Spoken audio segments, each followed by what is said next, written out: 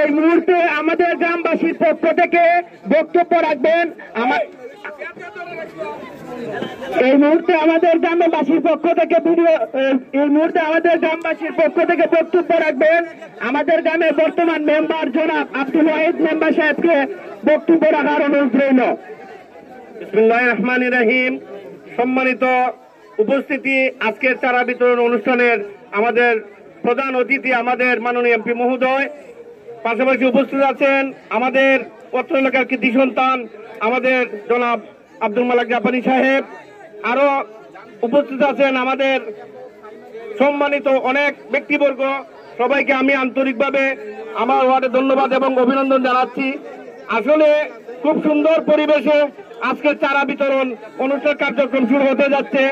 আমরা অনুরোধ করব সবাই যেন সুন্দর পরিচ্ছন্ন পরিবেশে প্রত্যেকে একটি করে চারা নেই।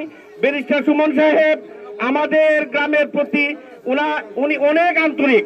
আসলে দীর্ঘদিন থেকে যে চারা বিতরণ হচ্ছে আমরা কিন্তু তার সুফল ভোগ করছি।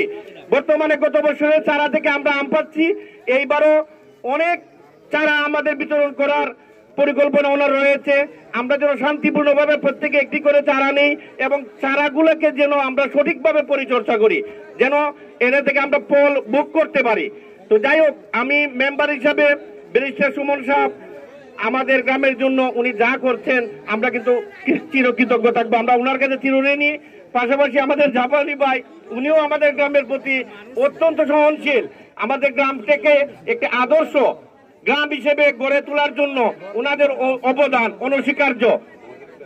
মডেল গ্রাম হিসাবে আমাদের এমপি মহোদয়, পাশাপাশি আমাদের জাপানি মালেক ভাইও অত্যন্ত সুপরিকল্পিত ভাবে আমাদের গ্রামের উন্নয়নের স্বার্থে আমাদের সুশিক্ষিত শিক্ষায় গ্রামটিকে এগিয়ে নেওয়ার জন্য উনাদের অবদান আমরা কখনোই ভুলব না।